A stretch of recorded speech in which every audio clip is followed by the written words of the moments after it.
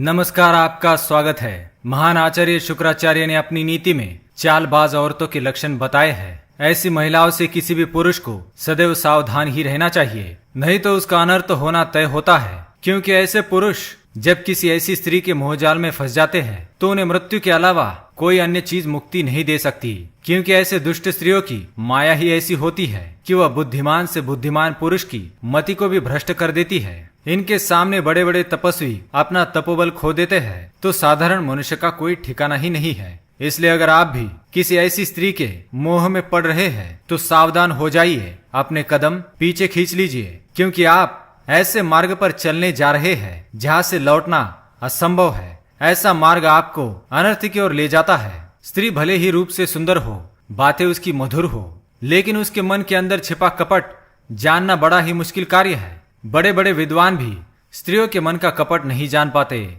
इसी कारण पुरुष ऐसी स्त्रियों के हाथ की कठपुतली बनकर रह जाते हैं और खुद का ही विनाश कर लेते हैं। जो साधारण मानव अपने मन, बुद्धि तथा इंद्रियों को वश में नहीं कर पाते, वे तो ऐसी स्त्रियों के निकट भी न जाए अथवा ऐसी स्त्री का नाम भी न ले, क्योंकि ये उन्हें विनाश की ओर ही ले जाएगा। ऐसी स्त्री का सहवास उन्हीं पुरुषों को करना चाहिए जो अपने इंद्रियों को और अपने मन को वश में कर पाता हो, जो भावनाओं की कद्र न करता हो अथवा जिसका मन कठोर हो और किसी द्वारा ठुकराए जाने पर उसे कोई फर्क न पड़ता हो, वही पुरुष ऐसी स्त्रियों का सहवास कर सकता है।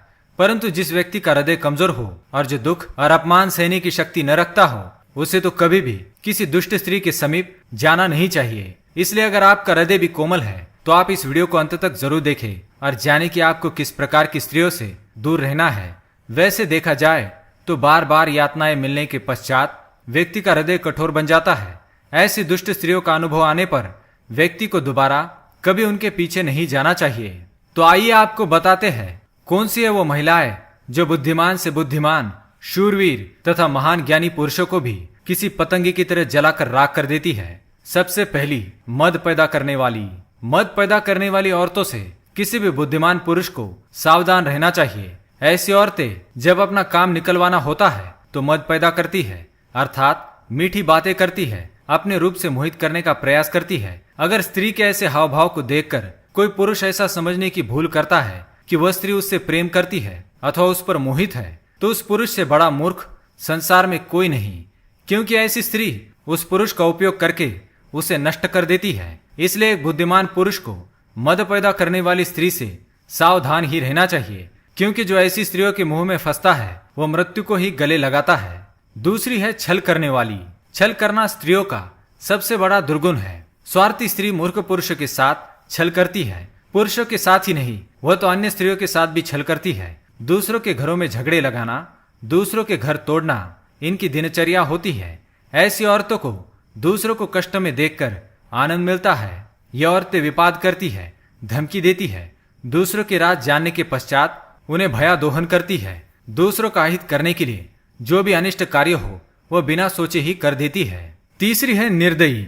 एक बुद्धिमान मनुष्य को किसी निर्दयी स्त्री से प्रेम करने की भूल कभी नहीं करनी चाहिए। निर्दयी अथवा कठोर हृदय वाली स्त्री के लिए कोई अपना नहीं होता, उसका स्वार्थ ही उसके लिए सब कुछ होता है। एक निर्दयी स्त्री अपनी वासनाओं और आकांक्षाओं को पूरा करने के लिए किसी का भी गला घोट सकती है अथवा विष खिलाकर किसी को भी मार सकती है। अगर कोई व्यक्ति किसी ऐसी स्त्री से प्रेम करने लगता है जिसे उसकी बिल्कुल भी परवाह नहीं है, जो उसके विषय में एक क्षण भी नहीं सोचती, तो वह पुरुष अत्यंत मूर्ख है।